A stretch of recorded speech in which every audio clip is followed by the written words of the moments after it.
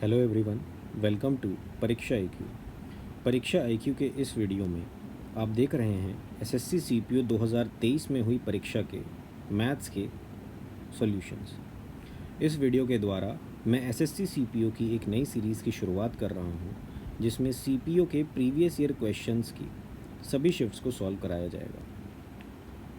ये जो particular video है ये 3 अक्टूबर 2023 में हुए एग्ज़ाम की फर्स्ट शिफ्ट के सॉल्यूशंस हैं। तो वीडियो को ध्यान से देखें, क्योंकि सीपीओ 2024 में भी क्वेश्चंस का लेवल कुछ इसी तरह का रहने वाला है।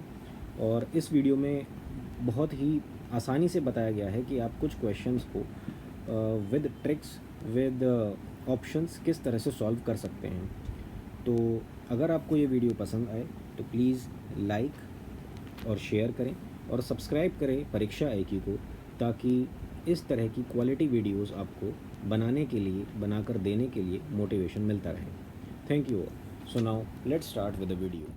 देखो, इस सवाल में बोल रहा है कि रेडिया ऑफ दो cylinder are in ratio 4:5 and their height are in the ratio 5:2। तो रेशियो वॉल्यूम, तो वॉल्यूम सिलेंडर की क्या होती है, पाई आर स्क्वायर एच होती है। तो फर्स्ट वाले का क्या हो जाएगा, पाई इंटू 16 इंटू हाइट कितनी है 5, और दूसरे वाले का क्या हो जाएगा, पाई इंटू 25 इंटू 2। तो ये काट दिया, 5 से 5 कट गया, ये 8 कट गया, तो 8⁵ आंसर आ जाएगा। तो ये मेरा आंसर आ जाएगा। ठीक है। देखो, इस सवाल में क्या कह रहा है कि पर्सन जो है वो 900 मीटर लॉन्ग स्ट्रीट को 6 मिनट में क्रॉस कर रहा है, तो स्पीड ऑफ पर्सन क्या होगी।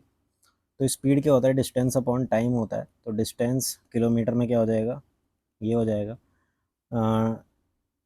Distance upon divide by 6। अब 6 मिनट है, इसको घंटे में कन्वर्ट करने के लिए डिवाइड बाय 60, तो मल्टीप्लाई जब करोगे तब क्या हो जाएगा, इनटू में 60 आ जाएगा और नीचे क्या आ जाएगा, 6 आ जाएगा। तो ये 10 हो जाएगा और ये 2 हट जाएंगे, तो क्या आ जाएगा, 9 किलोमीटर प्रति घंटा। ये स्पीड हो जाएगी। ठीक है। अब वो कह रहा है 3 गोट हों या 5 शीप हों और वो किसी फील्ड को जो है 54 दिनों में ग्रेज करती हैं। ठीक है। तो वो कह रहा है कि 3 गोट जो हैं वो 5 शीप के बराबर हैं तुम्हारी, ये बात ध्यान रखना। तो वो कह रहा है कि 6 गोट और 8 शीप, 6 गोट प्लस 8 शीप कितने में करेंगे। तो तुम्हें पता है कि 3 गोट अगर 5 शीप के बराबर हैं तो इंटू 2 कर दूंगा तो 6 गोट आ जाएंगी, तो मतलब 6 गोट मेरी 10 शीप के बराबर होंगी। तो ये मेरा बदल किस में जाएगा कि 6 गोट की जगह 10 शीप ले लूँगा, तो 10 शीप प्लस 8 शीप मतलब कितना हो जाएगा, 18 शीप। तो मेरी ये क्वेश्चन बन जाएगा कि अगर 5 शीप जो हैं वो 54 दिन में ग्रेज करती हैं तो 18 शीप कितने दिनों में ग्रेज करेंगी। तो 18 3 सा क्या होता है 54, तो 5 3 सा क्या आ जाएगा 15, तो 15 मेरा क्या आ जाएगा आंसर। ठीक है। अब देखो, इसमें तुम्हें थोड़ा ये कह रहा है कि एक आइटम जो है वो मार्क प्राइस जो है उसकी ये है और उसे 3496 पे सेल किया गया, तो डिस्काउंट y% का ऑफर किया गया। तो कितना डिस्काउंट ऑफर किया गया। देखो, इसमें तुम्हारा थोड़ा दिमाग ये लगाना पड़ेगा कि यार लास्ट में यूनिट डिजिट देखो तुम क्या आ रहा है, 6 आ रहा है। इसका मतलब मैं इसमें से ऐसा क्या माइनस कर रहा हूँ लास्ट वाली टर्म में से, ये मेरा कुछ ऐसे करके 10 बना रहा होगा, 3800 होगा, यहाँ कुछ 10 बन रहा होगा। तो यहाँ पे कुछ ऐसा आना चाहिए कि जिसको माइनस करके मेरी लास्ट में यूनिट डिजिट 6 है, मतलब यहाँ कुछ 4 आना चाहिए। और 4 कैसे आएगा, जब मैं क्या करूँगा भाई, 8 जैसा, मतलब कुछ ऐसा हो जो यहाँ लास्ट में 4 ला रहा हो। तो 8 8 जा तुम्हें पता है 64 लाता है। ठीक है। तो लास्ट में मतलब 8% होने के चांस हैं। ठीक है। तो क्या कर लो भाई, 8 8 जा क्या आ जाएगा तुम्हारा 64, 40 से 8 24, 30, 304। तो 304 रुपये क्या कर दो, इसमें से घटा दो, तो तुम्हारा क्या बच जाएगा 3496। और वही तुम्हें चाहिए था, इसका मतलब 8% सेटिस्फाई कर रहा है। और नहीं तो अपने बेसिक मेथड से कर लेते कि भाई कितना है, माइनस करने पर कितना आ रहा है 304 आ रहा है। ठीक है। और इनिशियली कितना है 3800 है ना। तो अब देख लो इंटू 100, तो ये कितना आ जाएगा 2 2 5 जेटा इंटू 2 4 19 8 ज़ा, तो 8% आ गया। तो कैसे भी कर सकते हो, कई बार पहले वाला मेथड भी बहुत यूजफुल साबित हो जाता है। अब देखो, बोल रहा है total number of children in area P and Q together. ये तुम्हें चार्ट दे दिया है जो पॉपुलेशन बता रहा है। तो पी और क्यू की पॉपुलेशन कितनी है, इतनी है, और इतने बच्चे हैं, तो इसका 20% कितना हो जाएगा 2000। और क्यू का 30% कितना हो जाएगा 6000, राइट। 6000, तो टोटल कितना आ गया 8000। देखो, वो कह रहा है कि थीटा अगर एक एक्यूट एंगल है और साइन थीटा और कॉसेक थीटा अगर 2 है, तो साइन की पावर 5 थीटा और कॉसेक की पावर 5 थीटा क्या होगा।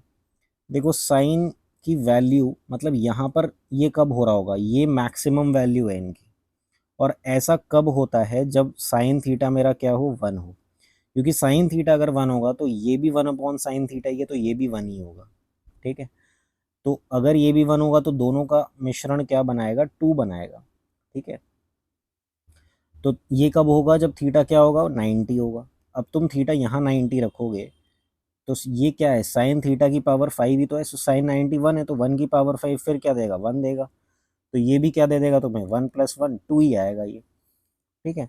इसकी जगह वो कोई भी पावर तुम्हें दे देता, साइन की power n theta plus cosec की पावर n थीटा, तो तुम्हारा उसका आंसर 2 ही होना था और कुछ नहीं, क्योंकि ये इसी से मेल खाता है। अलजेब्रा में जो होता है x + 1/x अगर 2 होता है तो x की पावर n प्लस 1/x की पावर n, ये भी 2 ही आता है, ठीक है। देखो अगर तुम्हारी tan थीटा की वैल्यू 4/3 दे रखी है तो 4 और 3 यहाँ आ जाएगा, ए एंगल तुम्हारा ये है। साइन पूछ रहा है तुम्हारा, हाइपोटेनस क्या होगा, 5 होगा, तो साइन ए क्या हो जाएगा, 4/5 आ जाएगा, तो यही आंसर। अब देखो इसको सिंपली बॉड मास के हिसाब से सॉल्व कर लेंगे कि ये हो जाएगा 4/5 ऑफ, इसमें पहले इस ब्रैकेट को सॉल्व कर लो, ये आ जाएगा कितना, 10/3 minus 5/2 divide by 1/2 of 5/4, right. तो ये कितना आ जाएगा, 5/8 आ जाएगा, ठीक है। और ये कितना आ जाएगा, 1/3 प्लस 9 5 = 45। अब इसको और सॉल्व कर लो, ऑफ ये कितना आ जाएगा, 20 - 15 5/6 आ जाएगा, डिवाइड बाय 5/8, राइट। पहले तुम्हें ये सॉल्व करना है, उसके बाद वो करना है। तो ये कितना आ जाएगा, 15 15 + 1 16/45। अब इसको सॉल्व कर लो, ये वाला अब क्या आ जाएगा, 5/6 इंटू 8/5, 5 से 5 कट गया, 4/3 डिवाइड बाई 16/45, तो डिवाइड बाई 16/45 है इंटू 45/16 हो जाएगा, तो कितना आ जाएगा, 15, ये हो जाएगा 4, तो 4/5 इंटू 15/4, इससे ये कट गया तो 5 क्या हो जाएगा, 3 या 15 होगा, तो आंसर क्या आ जाएगा, 3, ठीक। देखो इस सवाल में एलसीएम कैलकुलेट करने को कह रहा है तो कैसे करेंगे, 15 हो जाएगा 3 × 5, 24 हो जाएगा 2³ इंटू 3, 8 3 से 24 होता है, 35 का हो जाएगा 7 5 से 35, और 54 हो जाएगा 27 इंटू 2। तो अब एलसीएम निकालते हुए हम हर एक की जो है हाईएस्ट पावर ले लेंगे। 2 की हाईएस्ट पावर क्या हो गई, 3, 3 की हाईएस्ट पावर क्या हो गई, 3, 5 की हाईएस्ट पावर क्या हो गई, 1 और 7, तो ये इसका एलसीएम हो जाएगा। इसको जब हम और कैलकुलेट करेंगे तो ये हो जाएगा 8, ये हो जाएगा 27, ये हो जाएगा 5 और ये हो जाएगा 7, तो ये क्या हो जाएगा, 35 इंटू 8 इंटू 27, तो ये कितना हो जाएगा, 8 5 से 8 3 24, 28, तो 280 इंटू 27, इसमें से 28 ले लो, तो 28 इंटू 27 कैसे निकालूंगा, यहाँ लिख लो इसको, 27 + 1 इंटू 27 इंटू 10, ये आ जाएगा 27 का स्क्वायर, जो कि क्या होता है, 729 + 27 इंटू 10, ये कितना आ जाएगा, 756 इंटू 10, तो 7560 आंसर आ जाएगा। देखो कह रहा है कि what is the total number of graduates who appeared for both CS and ES together in the year 2022। तो ये 2022 है, तो इसमें सिविल सर्विसेज में 80% इसके हुए, तो 12 8 क्या आ जाएगा, 96, और यहाँ पर जो है 135 अपीयर हुए, 78% निकालना है, तो पहले इसका 80% निकाल लो, तो 135 का 80% क्या हो जाएगा,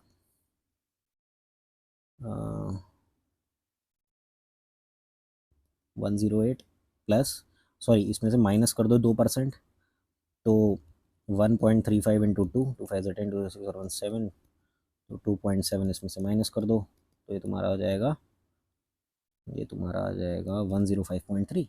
तो टोटल नंबर ऑफ कैंडिडेट्स बताने हैं तो 201.3, तो ये आ जाएगा। अब ये जो 0.3 है, अब ये इन 1000 है, तो अगर इन 1000 है तो 1000 से मल्टीप्लाई कर लेंगे, तो ये एक ज़ीरो हट जाएगा, तो 201300 आ जाएगा। हालांकि इतने से ही हमें आइडिया लग जाएगा कि ये आंसर है, ठीक है। अब देखो बोल रहा है, let the speed of boat and still water be 17 and speed of stream be 5, time taken by the boat to go 110। तो डाउन स्ट्रीम में क्या होता है, स्पीड ऑफ बोट अगर मैं x मान रहा हूँ और स्पीड ऑफ स्ट्रीम में y मान रहा हूँ, तो देखो डाउन स्ट्रीम में क्या होता है, हमें पता है कि इन दोनों की स्पीड जो है वो ऐड अप हो जाती हैं, ठीक है। तो कितना समय लेगा, डिस्टेंस अपॉन इन दोनों का सम, 17 और 5 क्या हो गया, 22 हो गया, तो ये कितना आ जाएगा 5, तो 5 घंटे लग जाएंगे। देखो इस सवाल में वो क्या कह रहा है कि एक नंबर जो है उसको इंक्रीज़ करा गया पहले 10% से और फिर 20% से। The number so obtained is now decreased bye 12%।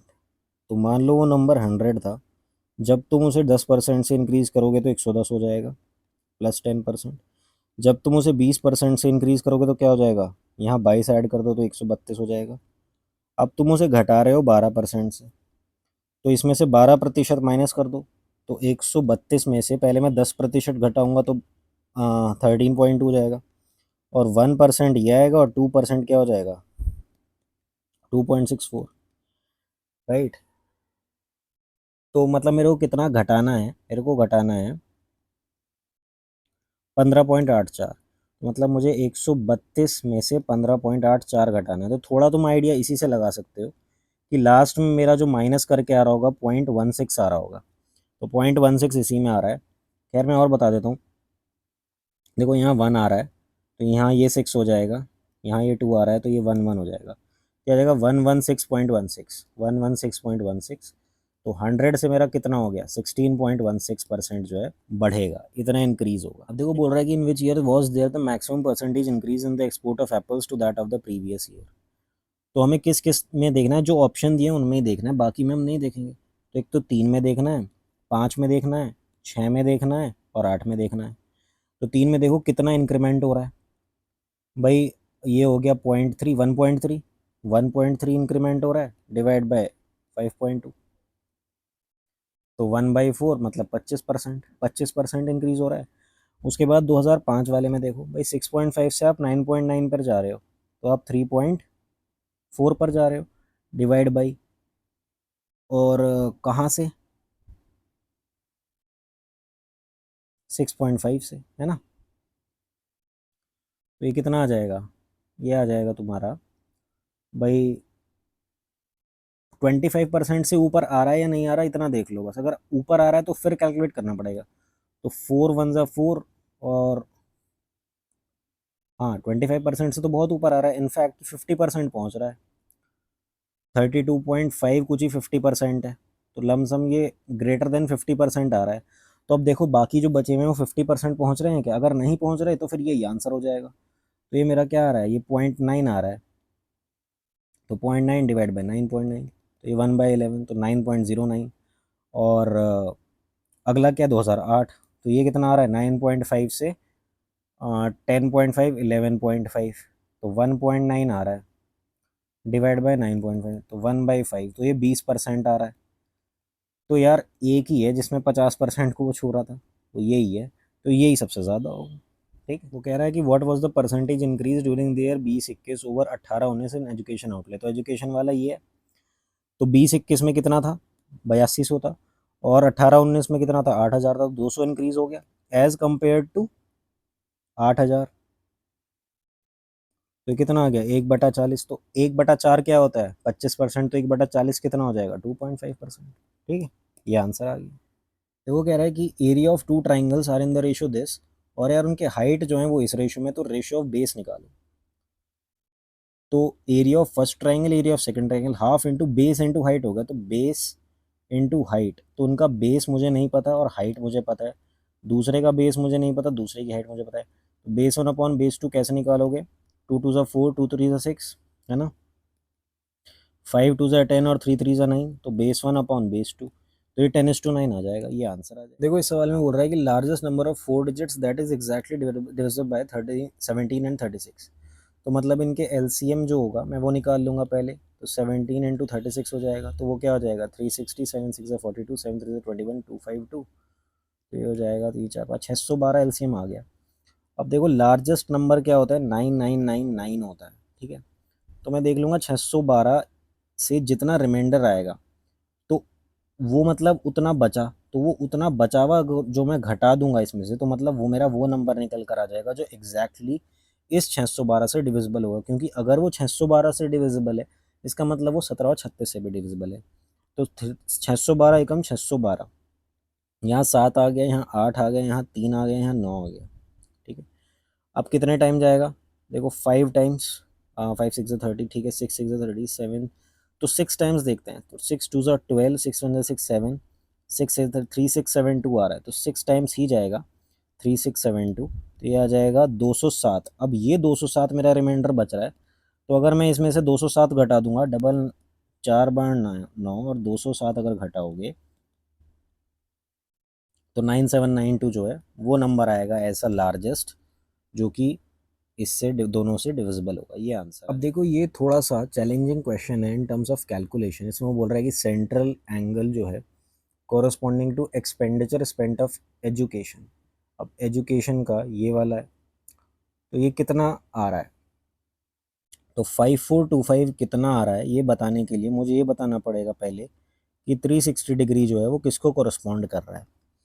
तो तुम्हारा 360 जो है वो, उसको निकालने के लिए पहले इन सब का सम निकालना पड़ेगा।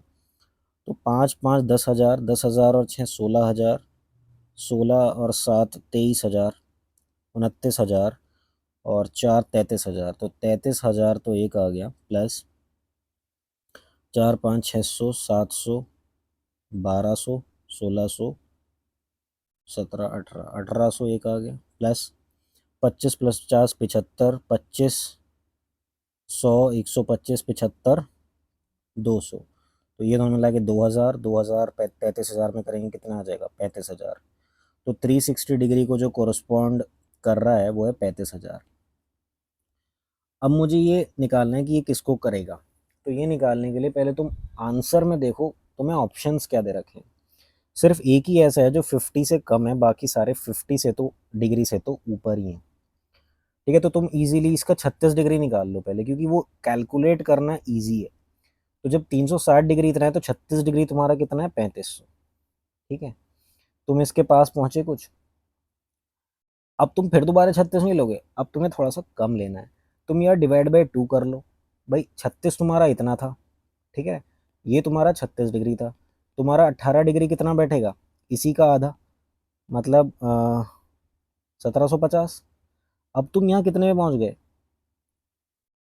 54 डिग्री पे पहुंच गए हो तुम भाई साहब। तुम्हारा ये टोटल कितना हो गया 5250 हुआ है, तुम्हें चाहिए कितना 5425। इसका मतलब ये हुआ तुम्हारा ये ऑप्शन अलग हो गया, ये ऑप्शन अलग हो गया कि 54 डिग्री तक तो इतना ही आ रहा है, तुम्हें इससे भी ऊपर जाना है। अब इन दोनों में से क्या करना है वो तुम्हें सोचना है। इसका मतलब ये हुआ तुम 54 डिग्री पर तो पहुंच गए, अब तुम्हें 1 डिग्री और पहुंचना है पहले, तभी तो तुम 55 में पहुंच गए, तो 55 पे तो पहुंचना ही पहुंचना है। तो 1 डिग्री पहुंचने के लिए तुम्हारा जब 360 डिग्री इतना है, ठीक है, जब तुम्हारा 36 डिग्री सॉरी इतना है 3500, तो तुम्हारा 1 डिग्री कितना होगा, ये होगा 3500/36। ठीक है, अब इसे कैलकुलेट कर लो यार, तो ये 9 टाइम्स जाएगा, क्योंकि है ना 10 टाइम्स तो ऊपर हो जाएगा, 9 टाइम्स देख लेते हैं। 27 32, तो 324 और 260, 5 ज़ा 180 हो जाएगा, 6 ज़ा 216, 7 125, तो 7 टाइम्स जाएगा 252 कुछ आएगा, तो ये 97 पॉइंट समथिंग समथिंग आएगा। तो इसको मैं 97 पॉइंट कुछ ले लेता हूँ कि 1 डिग्री की वैल्यू इतनी आ रही है। इसका मतलब अगर मैं इसमें 97 पॉइंट कुछ भी अगर मैं करता हूँ तो ये 5347 पर पहुँच रहा हूँ अभी भी, लेकिन आप यहाँ नहीं पहुँचे हो।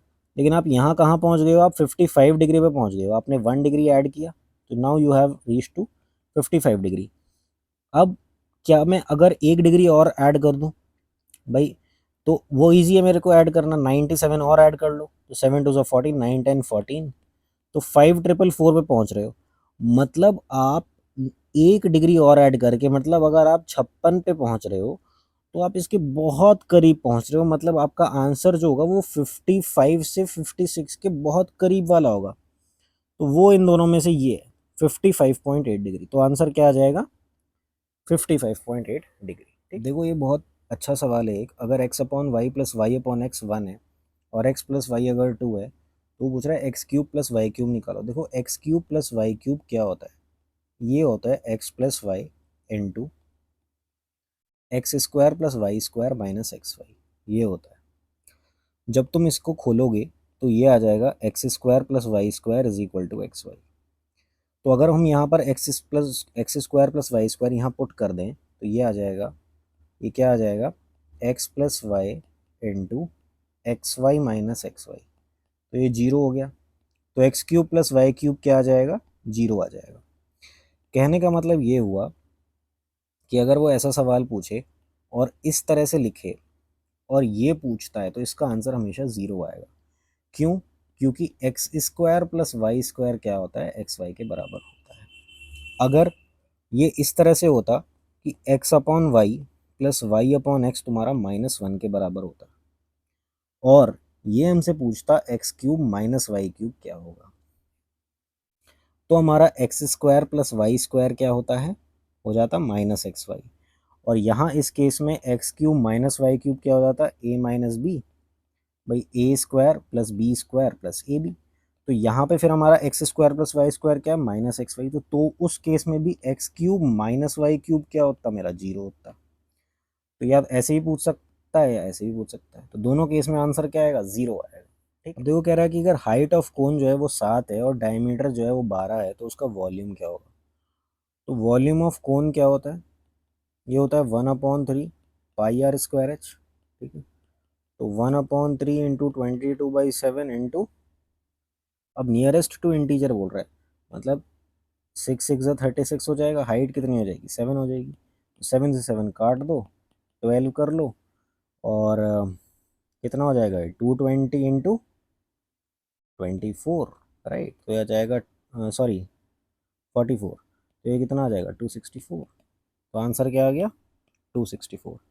ऐसे भी सोच सकते थे कि यार यहाँ पे 22 11 का मल्टीपल है, तो ये दोनों जो हैं, 6 यहाँ आ रहा है, 6 माइनस 6 जीरो आ रहा है, तो यही होगा आंसर। ठीक है, बाकी में तो ऐसा हो ही नहीं रहा है ना। देखो इस सवाल में वो क्या कह रहा है कि A B and C can do a piece of work in 20 days 30 days and 60 days respectively at if A works daily and only and on every third day B and C also work with A. तो कितने दिनों में work जो होगा वो complete होगा। तो ए का, बी का और सी का अगर मैं निकालूंगी, ए जो है 20 दिन में काम कर रहा है, बी जो है वो 30 दिन काम कर रहा है, सी जो है वो 60 दिनों में काम खत्म कर लेता है। टोटल काम को मैंने क्या मान लिया, 60। तो ये इसकी एफिशिएंसी कितनी आ गई, 3। इसकी एफिशिएंसी कितनी आ गई, 2। इसकी एफिशिएंसी कितनी आ गई, 1। अब मैं, ये कह रहा है कि हर तीसरे दिन में बी और सी भी काम कर रहे हैं, मतलब पहले 2 दिन तो ए ही कर रहे हैं। तो पहले दिन 3 काम हुआ, दूसरे दिन 3 काम हुआ, तीसरे दिन कितना काम हुआ, 6 काम हुआ। तो इन 3 दिनों को मैं एक यूनिट मान लेता हूँ। ठीक है, एक यूनिट। तो एक यूनिट में जो है वो कितना काम हो रहा है, 12 काम हो रहा है। मुझे कितना करना है, 60 काम, तो इंटू 5। तो मतलब 60 काम कितने यूनिट में हो रहा है, 5 यूनिट में। तो 60, तो एक यूनिट कितने दिन की है, 3 दिन की, तो इनको इंटू 3 कर देंगे तो कितना आ जाएगा, 15 दिन आ जाएगा, 15 डेज। आंसर आ जाएगा 15 डेज। अब वो इस सवाल में देखो उसने दे रखा है एक टेबल, उसमें नंबर ऑफ टूरिस्ट दे रखे हैं हर महीने में, और रेशो दे रखी है एज टू बी की। ठीक है, कंट्री है एज टू बी, इस कंट्री से इतने, ए से इतने, बी से इतने, और यहाँ उसने दे रखा है परसेंटेज, परसेंटेज हर महीने का। अब देखो, ratio of tourist from country A coming in during March and April. तो मार्च में ही ग्रीन वाला है, तो 20% मार्च में आ रहे हैं। अब मार्च में ये कितना है, टोटल 5 है, तो कंट्री ए का कितना है, 3 यूनिट, तो 5 4 ज़ा 20 और 4 3 ज़ा 12, मतलब 12%, डिवाइड बाई। अब अप्रैल में देखो कितना है, अप्रैल में ये कितना है, 25%। तो 25% किसको कॉरस्पॉन्ड कर रहा है, 8 7 15 को। ठीक है, तो तुम्हें ए से ही तो बताने हैं, तो 8, ए को 8 का कितना परसेंट आएगा। ठीक है, तो 5 3 ज़ा 15, 5 5 ज़ा 25, 8 5 ज़ा 40/3 आ जाएगा, 40/3%। तो इसको 40/3 कहाँ आ जाएगा, यहाँ चला जाएगा। इसको और सॉल्व कर लो कि 2 6 ज़ा 12 और 2 20 ज़ा ये, तो 2 3 ज़ा 6, 2 10 ज़ा 20, तो ये कितना आ जाएगा, 9/10। तो रेशियो कितना आ गया, 9:10, तो ये आंसर आ जाएगा। अब देखो तुम्हें इसकी वैल्यू निकालनी है इस एक्सप्रेशन की, तो इसमें बॉड मास लगा लो इजीली। तो 11/11 ये क्या आ जाएगा, 1। ठीक है, और ये कितना आ जाएगा, 121। ठीक है, माइनस ये कितना आ जाएगा, 121। ये कितना, ये प्लस 11 रखो, प्लस इसको ले लो, 11 इंटू 11 ये 121, माइनस 11 ले लो, माइनस यहाँ क्या कर लो, 11 इंटू 11 121। तो ये इससे कट जाएगा, ये इससे कट जाएगा। ठीक है, और ये 11 इस 11 से कट जाएगा, तो आंसर क्या बचेगा तुम्हारे पास? 1। तो आंसर क्या आ गया? 1। सिंपली कुछ नहीं करना था, बॉड मास लगाना है इसमें, ठीक है। अब देखो बोल रहा है एक टूरिस्ट वैन जो है वो 35 किलोमीटर चलती है और 36 से चलती है और रिटर्न करती है 60 से। तो अगर वो उसी दूरी पे, उतनी ही दूरी पे जा रही है और उतनी पे ही रिटर्न कर रही है, तो एवरेज स्पीड अगर वो एक्स से जा रही थी और वाई से रिटर्न करती है, तो एवरेज स्पीड जो होती है वो होती है 2xy/x+y। तो इसमें भी हम वही अप्लाई कर देंगे, 2 × 36 × 60 अपॉन 36 + 60 96। तो ये आ जाएगा 8 4 × 32, 8 5 × 40, राइट। 8 5 × 40। तो यहाँ क्या हो जाएगा? 5 2 × 10, 10 × 4.5 क्या दे देगा? 45। तो 45 क्या आ गया आंसर। अब देखो वो बोल रहा है कि HCF और LCM दो नंबर्स का ये है, और रेशो जो है अगर दो नंबर्स का ये है, तो larger of two numbers is. देखो इसको आप डायरेक्टली भी कर सकते हो, दो नंबर्स अगर इस रेशो में है और लार्जर नंबर ये है, तो तुम्हारा जो लार्जर नंबर होगा वो मतलब 7 का मल्टीपल होगा, और 7 का मल्टीपल इसमें यही है, तो आंसर यही होगा।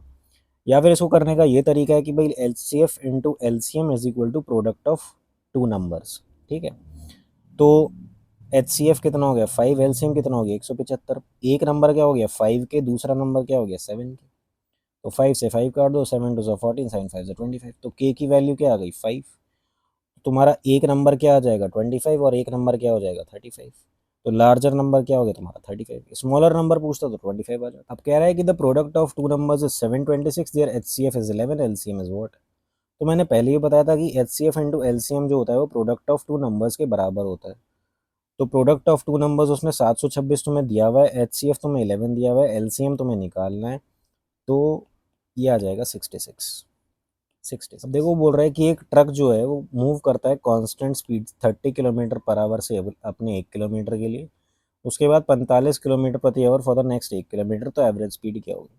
तो मैंने बताया था इस केस में जो एवरेज स्पीड निकालने का तरीका होता है 2xy/x+y से निकालते हैं। तो 2 × 30 × 45 डिवाइड बाई 30 + 45, जो क्या हो जाएगा 75। तो ये कितना कैसे निकालोगे 3, ये हो जाएगा 5, 5 6 30, 6 3 18, 18 2 36। तो 36 किलोमीटर/घंटा। ये देखो जैसे ये सवाल है, इसमें a+b 10 है, ab 6 है, और a³ + b³ की वैल्यू बोल रहा है निकालने को। तो देखो a³ + b³ का हमें फॉर्मूला पता है कि ये होता है a+b a² + b² - ab। तो इसे हमें थोड़ा सा रीफॉर्मुलेट करके लिखना पड़ेगा। देखो इसको तुम ये भी लिख सकते हो कि a+b का होल स्क्वायर। जब ऐसा होगा तो ये कुछ ऐसा बन जाएगा a² + b² + 2ab। अब हमें यहाँ पर क्या लाना है, हमें -ab लाना है, तो मैं यहाँ पर -3ab लिख देता हूँ भाई, तभी तो ये वाली वैल्यू जो है ये बनेगी a² + b² - ab। तो हम इसको a+b का होल स्क्वायर -3ab लिख देते हैं। मेरा फॉर्मूला बन जाएगा कि a³ + b³ क्या हो जाएगा a+b इंटू a+b का होल स्क्वायर -3ab। अब ये वैल्यूज़ जो है यहाँ पे पुट कर दो आप। a+b क्या है 10, और a+b का होल स्क्वायर क्या हो जाएगा 100, और ab क्या है 6, तो 3ab क्या हो जाएगा 18। तो ये क्या हो जाएगा 82 × 10 मतलब 820। तो आंसर क्या आ जाएगा 820। इसी की तरह से अगर वो a-b की कोई वैल्यू देता, मान लो वो 5 देता, और ab की कुछ वैल्यू देता, लेट से कुछ भी दे देता, और वो कहता a³ - b³ निकालो, ये क्या होगा। तो a³ - b³ निकालने के लिए a - b का होल स्क्वायर, क्योंकि वो क्या होता है भाई a² + b² -2ab। तो -2ab को मुझे ab बनाना है, तो मैं इसमें 3ab जोड़ देता, ऐड कर देता, और फिर इसको कैलकुलेट करता। तो इस तरह से होता है ये सवाल, ठीक है। अब देखो वो बोल रहा है कि एक साइड जो ट्राइंगल की साइड जो है वो इस रेशियो में दे रखी है, और उसका पेरीमीटर जो है वो 90 है, तो उसका एरिया बताना है। तो सबसे पहले तो हमारे लिए आइडेंटिफाई करना ये ज़रूरी है कि ये ट्राइंगल कौन सा है। देखो ये रेशियो देख के हमें सीधा पता चल रहा है कि एक राइट एंगल ट्राइंगल है, राइट एंगल ट्राइंगल है। तो इसका एरिया निकालना बहुत ज़्यादा आसान होगा। खैर पहले उन्होंने इसका पेरीमीटर दिया हुआ है 90, तो आप इन सबको ऐड कर लो। ऐड करके क्या आ जाएगा भाई, ये आ जाएगा 17, 17 और 13 क्या आ जाएगा 30। तो मतलब 30K की वैल्यू जो है वो 90 है। तो के की वैल्यू 3 आ गई, मल्टीप्लाइंग फैक्टर मेरा 3 आ गया। तो मेरी साइड्स क्या आ गई, चाहे साइड्स ना भी निकालो आप ऐसे भी कर सकते हो, जैसे वो एरिया बोल रहा है तो एरिया भी आप रेशो का ही निकाल लो भाई, हाफ इंटू बेस क्या होगा, ये होगा, हाइट क्या होगी, ये होगी, क्योंकि ये तो हाइपोटेनस होगी। ठीक है, तो half into base into height ये एरिया होता है। तो ये क्या हो जाएगा भाई, 2 6 12 6 5 30 के स्क्वायर आएगा। तो जब 30 के स्क्वायर है तो के की वैल्यू तुमने यहाँ निकाली हुई है, तो 30 × 9, तो ये क्या आ जाएगा 270। तो आंसर क्या आ जाएगा 270 आंसर आ जाएगा। ठीक है, अब देखो ये एक सवाल है कि what is the ratio of the central angle of maths to the central angle of science, और ये पाई चार्ट दिया हुआ है। देखो इसमें एक चीज़ समझनी बहुत ज़रूरी है कि वो जो तुम्हारा एंगल कॉरस्पॉन्ड करेगा वही उनका रेशो जो होगा वो भी वही होगा, और जो तुम परसेंटेज में रेशो लिखोगे वो भी वही होगा। और वो किसी का भी रेशो हो, किसी से भी रेशो दोनों का, भले ही तुम उसको परसेंटेज की टर्म्स में लिखो या उसको लिखो तुम डिग्री की टर्म्स में, क्योंकि पाई चार्ट है तो दोनों सेम रहेंगे। तो यहाँ पे परसेंटेज की टर्म्स में अब वो कह रहा है कि मुझे ये बताओ कि एंगल कितना बन रहा है, तो एंगल निकालने की ज़रूरत नहीं है, आप इसको डायरेक्ट परसेंटेज में देखो कि मैथ्स का परसेंटेज कितना है 20, साइंस का परसेंटेज कितना है 30, तो ये कितना आ जाएगा रेशो 2:3, और वही मेरा आंसर आ जाएगा। ठीक है, अब देखो वो कह रहा है कि ये नंबर ऑफ कैंडिडेट्स जो हैं अलग अलग शहर के शो किए हुए हैं, और फिर वो कह रहे हैं कि रेशो दे रखी है कि पास की और फेल की। वो पूछ रहा है कि सिटी डी में कितने कैंडिडेट जो हैं वो फेल हो गए। तो सिटी डी में टोटल कितने लोग हैं 2.35, तो ये 2.35 किसको कोरस्पॉन्ड कर रहा होगा, पास प्लस फेल दोनों आएंगे, तो मतलब मैं इसको 10 के बराबर कर दूँ, और मुझे निकालना है फेल्ड, मतलब मुझे निकालना है 6 की वैल्यू की वो क्या होगी, तो 2.35 इंटू 6/10 निकाल लो, आंसर आ जाएगा। तो ये आ जाएगा 23.5 इंटू 6, मतलब 141, है ना, 141। तो 141 कहाँ रहा है, यहाँ आ रहा है, तो ये आंसर आ जाएगा। ठीक है, अब वो कह रहा है कि दो सर्कल हैं जिनका रेडियस 13 सेंटीमीटर और 15 सेंटीमीटर है और वो इंटरसेक्ट कर रहे हैं पॉइंट ए और बी पे। तो लेंथ ऑफ कॉमन कॉर्ड अगर 12 सेंटीमीटर है तो डिस्टेंस बिटवीन दियर सेंटर क्या होगा। तो देखो दो सर्कल का, एक सर्कल ये बना दिया, एक सर्कल ये बना दिया, थोड़ा सा ये बड़ा बन गया। तो इसका रेडियस दे रखा है कितना 13 सेंटीमीटर, इसका रेडियस दे रखा है 15 सेंटीमीटर। कॉमन कॉर्ड की पूरे की अगर लेंथ भाई 12 है तो आधे ही कितनी हो जाएगी 6। ठीक है, अब ये एंगल कितना होगा 90 डिग्री, 90 डिग्री का, तो भाई इसको निकाल लो, कितना आ जाएगा 169 माइनस 36, कितना आ गया √133। ठीक है, और इसी तरह इसको निकाल लो, ये कितना हो जाएगा 225 माइनस 36, ये कितना आ जाएगा 189, तो ये हो जाएगा √189। तो तुम्हारा डिस्टेंस कितना आ गया भाई √133 पर प्लस √189, ये आंसर आ जाएगा। वैसे तो जब तुम्हारा 133 निकल आया तभी तुम्हें इसको मार्क कर देना चाहिए था, क्योंकि इसी में 133 है। अब बोल रहा है कितने प्रतिशत बच्चे जो हैं वो पास हो गए 2010 में सेकेंड डिवीजन से। तो भाई 60 बच्चे पास हुए वैसे तो, पर प्रतिशत से तुम्हें बताना है, तो टोटल कितने थे 100, 170 और 30, 200, 200 टोटल थे, तो कितना हो गया, कितना हो गया 30% हो गया भाई, है ना, आंसर 30%। देखो इस सवाल में बोल रहा है कि two numbers are in the ratio 5:3 and the difference between these two numbers is 34, find the smaller of the two numbers, मतलब इन दोनों में से स्मॉलर नंबर बताना है। तो देखो इस सवाल को आप बिना किसी कैलकुलेशन के इजीली कर सकते हो, क्योंकि ये नंबर किस फॉर्म का होगा 3 के फॉर्म का होगा, मतलब 3 का मल्टीपल होगा। तो इन ऑप्शंस में से सिर्फ 51 है जो 3 का मल्टीपल है और यही आंसर होगा। ठीक है, लेकिन अगर बड़े तरीके से करना है तो देखो डिफरेंस उसने 34 दे रखा है, रेशो का डिफरेंस क्या है 2 के, तो 2 के की वैल्यू 34 हो गई, तो के की वैल्यू 17 आ गई। 3 के की तुम्हें निकालनी है, तो 17 इंटू 3 क्या आ जाएगा 51, 51 आंसर हो जाएगा।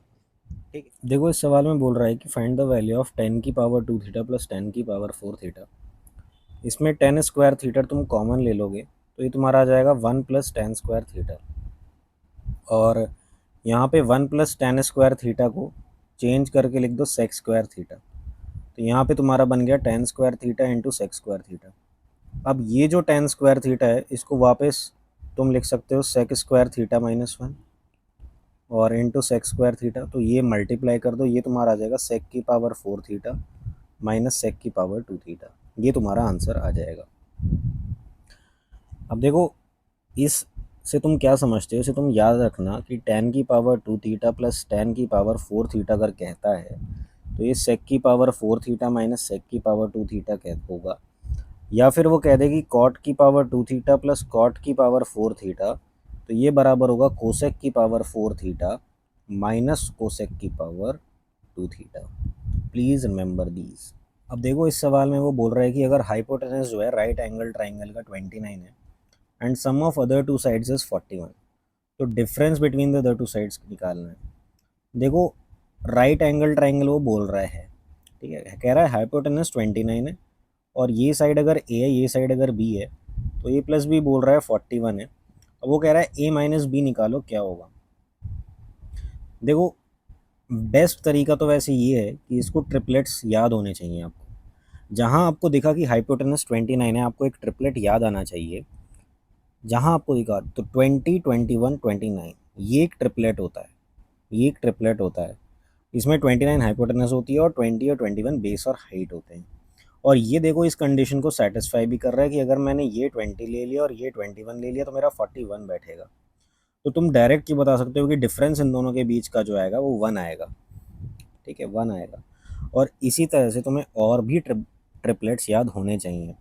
ट्रिपलेट्स लाइक 3, 4, 5, ठीक है, 5, 12, 13, ठीक है, एक हो गया 7, 24, 25, ठीक है, एक हो गया 9, 40, 41, एक हो गया 6, 60, सॉरी 11, 60, 61, ठीक है, देन एक हो गया 20, 21, 29, एक हो गया 12, 35, 37, ठीक है। तो ये सब ट्रिपलेट्स तुम्हें और भी ट्रिपलेट्स याद होने चाहिए, इनसे डायरेक्ट सवाल बनते हैं। और अगर लॉन्ग मेथड से देखोगे तो तुम एक बार इसका स्क्वायर निकालना और उसकी वैल्यू को इसके स्क्वायर में पुट कर देना तो आंसर आएगा। But the best method is कि आपको ये बात पता होना चाहिए कि एक ट्रिपलेट बनता है कि 29 कोई हाइपोटेनस है तो 20 और 21 बाकी दो बनते हैं, ठीक है। कल को अगर वो कह दे कि एक साइड 61 है और जो परपेंडिकुलर और बेस है उनका सम कितना आ रहा है 71 आ रहा है, तो ये यही तो होगा वो 11, 60, 61। तो तुम डायरेक्ट बता सकते हो। वो कह दे कि हाइपोटेनस 41 है और 49 जो है वो उन दोनों का सम है, तो तुम्हारा ये हो जाएगा, ठीक है। देखो इस सवाल में बोल रहा है कि दो नंबर्स जो हैं वो इस रेशियो में है और प्रोडक्ट जो है उनके HCF और LCM का वो ये आ रहा है, तो सम ऑफ नंबर्स क्या होंगे। देखो सम ऑफ नंबर्स हम ऐसे भी बता सकते हैं, इसको डायरेक्ट करने का तरीका मैं बताता हूँ। जैसे दो नंबर्स का रेशो में सम क्या आएगा, ये 7 के कुछ आएगा, मतलब 7 का मल्टीपल तुम्हारा होना चाहिए, वो नंबर में 7 मल्टीप्लाइंग फैक्टर आ ही रहा होगा। तो इसमें सिर्फ 105 ऐसा नंबर है जिसमें 7 एज अ मल्टीप्लाइंग फैक्टर आ रहा है, तो वो आंसर होगा। बट फिर भी अगर आपको थोड़ा ये होना है कि पक्का यही है क्या, तो उसके लिए देख लो कि दो नंबर्स अगर 3, 4 हैं तो उनका मल्टीप्लिकेशन क्या हो जाएगा। क्योंकि H C F into L C M क्या होता है, प्रोडक्ट ऑफ टू नंबर्स होता है, मतलब 3K इंटू 4K होगा, ठीक है। और H C F into L C M उसने बता रखा है कि 2700 है, तो ये आ जाएगा 3K इंटू 4K। अब 900 आ जाएगा और 4 2 ज़ा 8, 4 2 ज़ा 8, 4 5 ज़ा 20, तो K की वैल्यू क्या आ गई 15। अगर 15K की वैल्यू तो एक नंबर क्या हो जाएगा 45, 15 इंटू 3 45, और दूसरा नंबर क्या हो जाएगा 60। तो इनका सम कितना आएगा 105, तो वही तुम्हारा क्या आ जाएगा आंसर, ठीक है। अब देखो ये सवाल है, इसमें कह रहा है कि राजेश इन्वेस्टेड 10,000 रुपये by dividing it into two different investment schemes A and B at simple interest 8% and 10% respectively. If the total interest earned in 2 years is 1680, then the amount invested in scheme A is what? देखो इसको इसका best तरीका है allegation से, अगर इसको करते हैं हम लोग तो बहुत इजी पड़ेगा। कैसे इजी पड़ेगा, देखो 2 साल का इंटरेस्ट दे रखा है कि 1680 है, तो एक साल का इंटरेस्ट मेरा कितना बैठ जाएगा 2 8 16 टू 840 रुपये, ठीक है। अब ये 840 रुपये परसेंटेज की टर्म्स में कितना है, 840 रुपये 10,000 का कितना परसेंट है, तो 8.5% है। ठीक है, तो ये 8.5 मेरा जो है ये नेट है। ठीक है, और स्कीम ए में मैंने कितने उससे लगाया था, 8% से, और स्कीम बी में कितना लगाया था, 10% के हिसाब से। तो डिफरेंस कितना आ जाएगा, यहाँ जाएगा 1.6, यहाँ जाएगा 0.4। मतलब कितने कितने रेशो में इन्वेस्टमेंट किया ये वो आ गया, ये कितने रेशो में बांटा। तो मैंने 4:1 रेशो में बांटा, मतलब ए को 4 दिया और बी को 1 दिया। तो ये 5 यूनिट अगर मेरी 10,000 को कॉरस्पॉन्ड कर रही है, ठीक है, तो 4 जो जिसको कॉरस्पॉन्ड करेगी वही मेरा आंसर होगा। तो 5 2 ज़ा 10 एंड 2000 इंटू 4 8,000। तो मेरा आंसर क्या आ जाएगा, 8,000 रुपये। ठीक है, वही मेरा देखो कह रहा है कि अगर 42 36 35 जो है वो पहले 3 टर्म्स में प्रपोर्शन में, तो फोर्थ टर्म क्या होगी। तो 36/42 किसके बराबर होगी, फोर्थ टर्म डी के अपॉन 35 की। तो 6/7 ये हो जाएगा, ये हो जाएगा 7/5 35। तो ये क्या हो जाएगा, फोर्थ टर्म क्या आ जाएगी 30। वही तुम्हारा क्या हो जाएगा आंसर। देखो पूछ रहा है what is the area of the triangle whose sides are of length 12 13 and 5 centimetre. तो यार सबको पता है area of triangle right angle triangle है, तो half into base into height से निकाल लो, है ना। तो क्या आ जाएगा, 30 सेंटीमीटर स्क्वायर आ जाएगा। देखो इस सवाल में बोल रहा है कि अगर cos theta minus sine theta जो है अगर वो √2 साइन थीटा है, तो cos theta plus sine theta क्या होगा। इन सवालों में देखो तुम्हें एक आइडेंटिटी पता होनी चाहिए, एक तरीका पता होना चाहिए कि अगर A cos theta minus B sine theta अगर K1 है, और A cos theta plus B sine theta अगर K2 है, तो A square plus B square जो होता है वो K1 square plus K2 square के बराबर होता है। ठीक है, कोफिशिएंट बराबर होते हैं मतलब। तो इसी तरह से यहाँ पर ए कितना है 1, ठीक है, और बी कितना है वो भी 1, ठीक है, इज इक्वल टू इसका स्क्वायर मतलब 2 साइन स्क्वायर थीटा प्लस जो तुम्हें निकालना है भाई, जो तुम्हें निकालना है उसी के तो होगा भाई, कोफिशिएंट यहाँ पर भी तो 1 है। तो जो तुम्हें निकालना है ये क्या होगा, ये इसको मान लो तुम x, है ना, प्लस एक्स स्क्वायर। तो यह आ जाएगा 2 minus 2 sine square theta is equal to x square. 2 common ले लिया, 1 minus 2 1 minus sine square theta is equal to x square. तो ये क्या हो गया, कॉस स्क्वायर थीटा। ठीक है, तो x की वैल्यू क्या आ जाएगी, √2 कॉस थीटा। ठीक है, तो ये तुम्हें ध्यान रखना है, ये बहुत इंपॉर्टेंट है। ठीक है, और ये a और b जो है कोफिशिएंट है, और इस क्वेश्चन में कोफिशिएंट क्या है 1। अब देखो कह रहा है कि पॉपुलेशन जो है किसी सिटी की इतनी है और वो इंक्रीज़ कर रही है annually at the rate of 15% per annum. तो उसकी पॉपुलेशन 2 साल पहले क्या थी, तो 15% से इंक्रीज़ कर रही है। इसका मतलब 20 से 23 हो रही है, क्योंकि 15% क्या होता है यार 3/20। तो मतलब 20 थी 23 हो रही है, और 2 साल के लिए हो रही है, तो फिर 20 से 23 हो रही है। तो मतलब 400 से कितनी हो रही है, 529 हो रही है। 23 स्क्वायर इज 529। नाउ हम ये देखेंगे कि कितने टाइम्स कट रहा है 529। तो 529 5 सा कितना होगा 2, तो ये आ रहा है, ये नहीं होगा। 6 टाइम्स देखो कितना होगा 3174।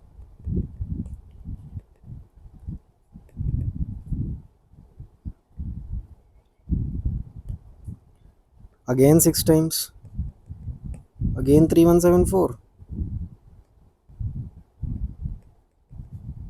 यहाँ 3174 आएगी, देन अगेन 6 टाइम्स 3174। तो ये कट गया, मतलब 666 हो गया, 666। तो अगर मैं 529 में 666 मल्टीप्लाई कर रहा हूँ, तो मैं इसमें भी 666 मल्टीप्लाई करूँगा। तो 4 6 24, 25 23, 4 25 20, तो 266400, ये मेरा क्या आ जाएगा, आंसर आ जाएगा। ठीक है, देखो कह रहा है कि the price of the item is increase by 70% then allows a scheme discount of 5% and 20% on the mark price. तो यार पहले तो आप इसको इंक्रीज कराते हो, ठीक है, 70% से, उसके बाद 5% का और 20% का डिस्काउंट देते हो। देखो 5 और 20% का इक्विवेलेंट डिस्काउंट कितना बैठेगा, this plus this minus this into this upon 100, है ना, तो कितना बैठेगा 24%। तो इस पर 24% आप डिस्काउंट ले लो, है ना, तो 20% कितना बैठेगा इसका 5 3 ज़ा 15, 5 4 ज़ा 20, 34, और 4% कितना बैठेगा, तो 1.7 इंटू टू 3.4, 3.4 इंटू टू 6.8, है ना। तो मैं इस पे डिस्काउंट दूंगा आपको 40.8 का, है ना। हाँ, तो इसमें से 40.8 घटा लो, ये कितना आया 129.2। अब इसमें वो कह रहा है एक एडिशनल डिस्काउंट 20% का और दे दिया, तो दे लो इसमें 20% का एडिशनल डिस्काउंट। भैया 10% का ये है, तो 20% क्या हो जाएगा 25.84, इसमें से और घटा दो तो कितना आ जाएगा, कितना आ जाएगा 103.36। तो तब भी कितने का प्रॉफिट हो गया तुम्हें 3.36 का, तो 3.36% आंसर आ गया। ठीक है, अब देखो इसमें वो बोल रहा है कि Jonathan and has borrowed a sum of money for 3 साल पहले एट 10% इंटरेस्ट पर एनम, 5 साल के लिए, और उसे 5 साल बाद इतना अमाउंट देना था। मतलब उसका ये था कि अगर उसने पी पैसा लिया है तो 10/11 ये हो जाएगा। 5 साल के लिए उसे कितना पे करना था 161,051। इससे तुम्हारा पी निकल आएगा कि आपने कितना पैसा लिया था। अब लेकिन वो कह रहा है कि मेरे को जो है मेरे पास पैसा आ गया तो मैं उसे अभी 3 साल में ही खाली कर रहा हूँ, मतलब मुझे जो है 3 साल के टाइम पीरियड में उसको खाली करना है। ठीक है, तो पहले तो तुम पी की वैल्यू निकाल लो। अब यहाँ तुम्हारे पास P into 11 into 11 into 11 into 11 into 11 divide by 10⁵ is equal to 161,051 आ रहा है। तो यहाँ से काट लो, 11 1 ज़ा 11, 11 4 ज़ा 44, और 11 4 ज़ा 44, 7 11 6 ज़ा 11 4 ज़ा ये आ जाएगा। अभी 11 1 ज़ा 11, 11 3 ज़ा 30, 11 ज़ा 11, और ये 3 क्या हो गए 11 का क्यूब हो गया, तो ये पूरा कट जाएगा। तो मतलब प्रिंसिपल तुम्हारा क्या आ गया, ये आ गया। ठीक है, प्रिंसिपल ये आ गया। अब लेकिन वो कह रहा है कि मैं इसको 3 साल में ही वापस करूँगा, तो 3 साल में मुझे कितना पैसा देना पड़ेगा भाई। 3 साल में कितना दोगे आप भाई, 10 से 11 जा रहे हो ना, तो आप 10 से 11 जा रहे हो तो आप 3 साल में कितना दोगे, 11 का क्यूब ही तो दोगे, है ना। तो इसका क्यूब हो जाएगा 11 का multiply.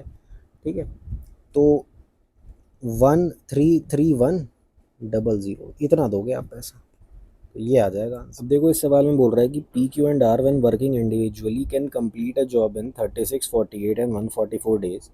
P Q and R started working together, P leaves the job 12 दिन बिफोर द कंप्लीशन। तो पी जो है वो 12 दिन पहले छोड़ जाता है, और क्यू जो है वो 8 दिन पहले छोड़ जाता है, और आर जो है वो लगातार सारे दिन काम कर रहा है।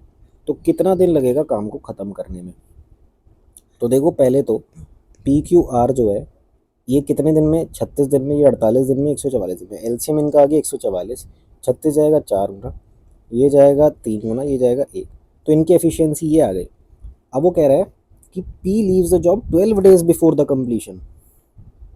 भैया अगर वो 12 दिन पहले छोड़कर जा रहा है तो आप टोटल काम में उसका उतना बढ़ा लो।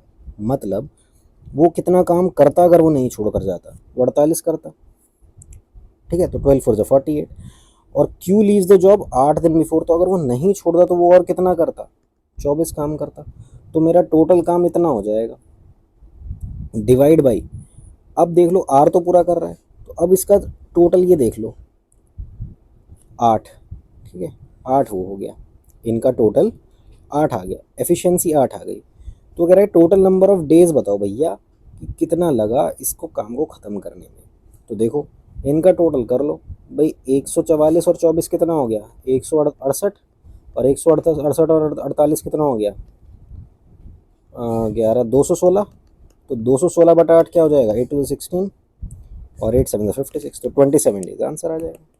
अब देखो बोल रहा है कि पी क्यू आर एक इक्विलेटरल ट्राइंगल है इंस्क्राइब्ड इन अ सर्कल, और एस जो है वो पॉइंट है on the arc Q R. तो पहले तो एक सर्कल लो, ठीक है, और इसके अंदर एक इक्विलैटरल ट्राइंगल बनाया हुआ है। हमने कहा ठीक है भाई, ये लो इक्विलेटरल ट्रायंगल बना लो, ठीक है। अब वो बोल रहा है कि पी क्यू आर एक इक्विलेटरल ट्रायंगल है, ठीक है, और एस जो है वो कोई भी एक पॉइंट है आर क्यू आर पे। तो तुम्हें बताना है पी एस क्यू का हाफ क्या होगा। तो पी एस क्यू पहले बना लो, ये पी एस क्यू है, ठीक है। तो पी एस क्यू वैसे तो ये है, ठीक है।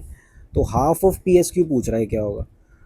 अब देखो इक्विलेटरल ट्रायंगल है, अब हमें एक बात पता है कि जो एक आर्क जो होता है कि एक सर्कल है, अगर कोई एक आर्क है, मान लो ये आर्क है, ठीक है, ये आर्क है, तो इस पे ये आर्क, इस पे जो एंगल अगर थीटा बना रहा है, ठीक है, तो यहाँ पर वो एंगल जो बनाएगा वो भी क्या होगा, वो भी थीटा ही होगा, ठीक है। तो अब जैसे यहाँ पर वो एंगल क्या बना रहा है, 60 बना रहा है, ठीक है। ये आर्क जो है यहाँ पर अगर वो 60 डिग्री, तो ये आर्क यहाँ पर भी कितना एंगल बनाएगा, 60 डिग्री बनाएगा। तो पी एस क्यू की वैल्यू क्या आ जाएगी, 60 डिग्री। अब लेकिन वो पूछ रहा है half of P S Q क्या आएगा, तो वो क्या आ जाएगा, 30 डिग्री। तो आंसर क्या आ जाएगा, 30 डिग्री, ठीक है। अब देखो इस सवाल में बोल रहा है कि the first shirt is sold at twice the selling price of the second shirt. The first shirt is sold at 8% profit and second shirt is sold at 3% loss. मतलब कि मान लो मैंने कॉस्ट प्राइस फर्स्ट शर्ट की x मान ली और दूसरी shirt की मैंने वाई मान ली, तो वो कह रहा है 108% ऑफ एक्स जो होगा, ठीक है, और इसको मैं वैल्यू 97% ऑफ वाई जो होगा। अब वो कह रहा है selling price of first shirt जो है वो ट्वाइस है, वो ट्वाइस है selling price of second shirt की। मैंने कहा ठीक है, तो ऐसे लिख दूंगा।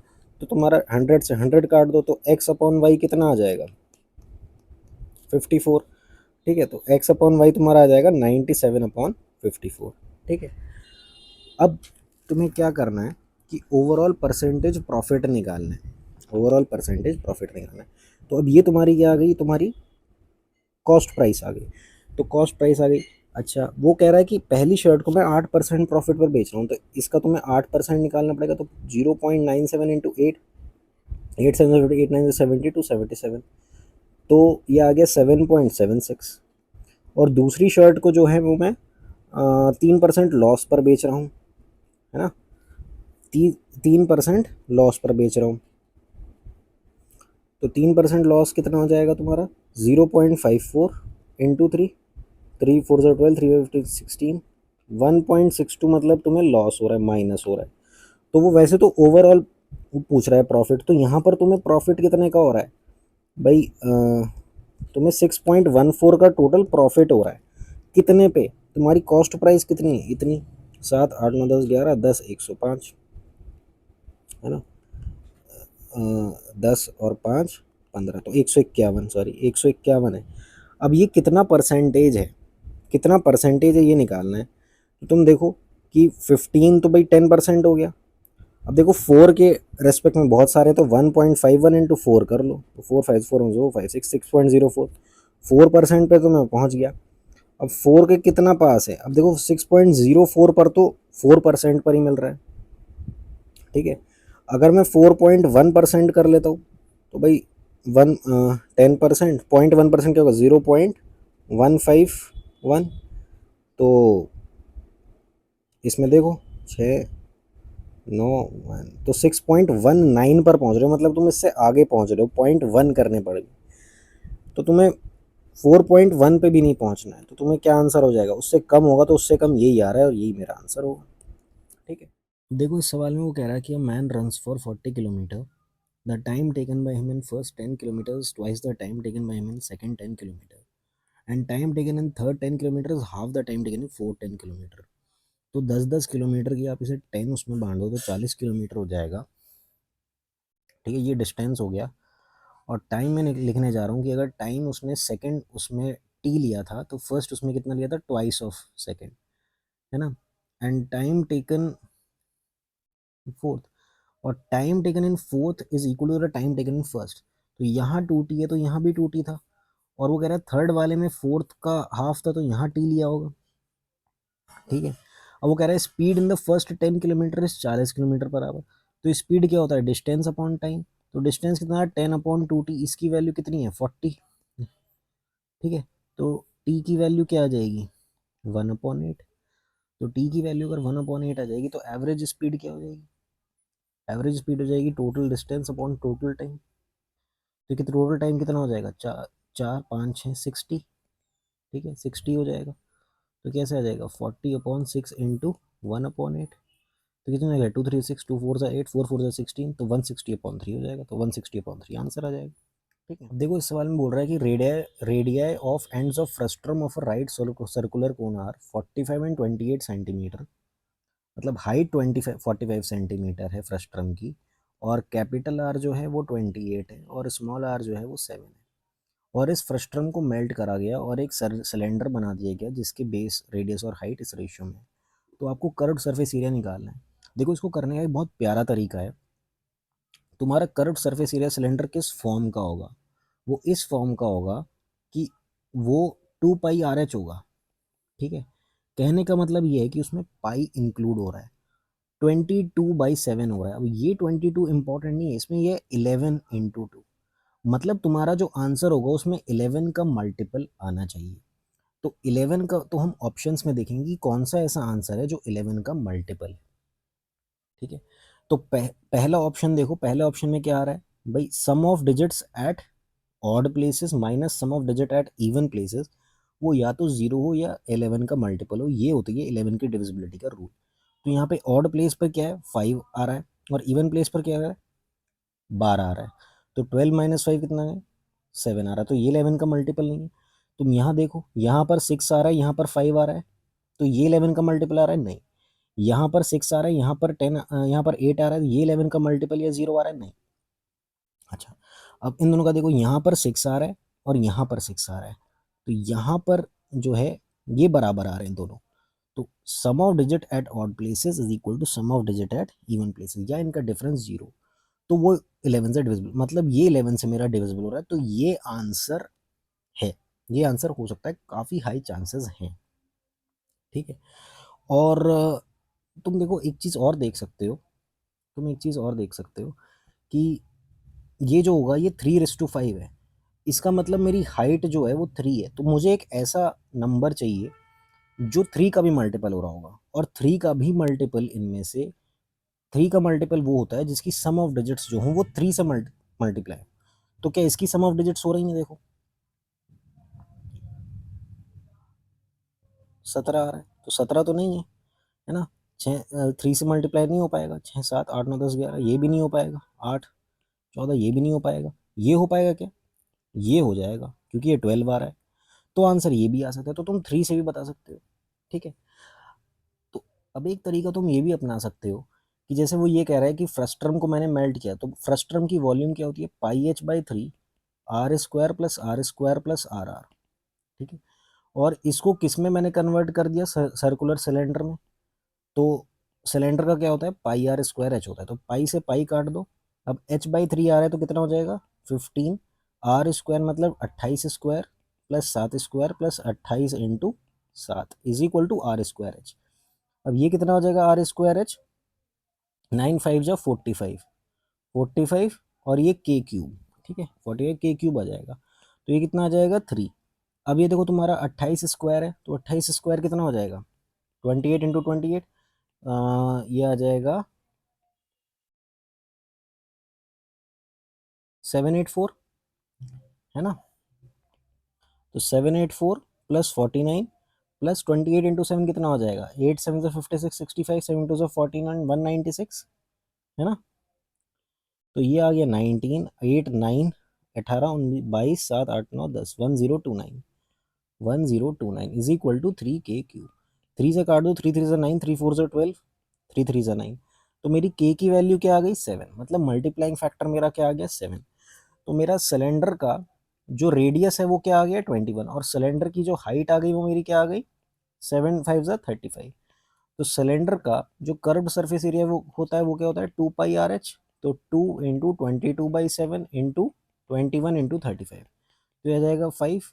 ये कितना आ गया 5 × 5 5 2 10 × 44, तो ये कितना आ जाएगा 4620। वही मेरा आंसर आ गया 4620।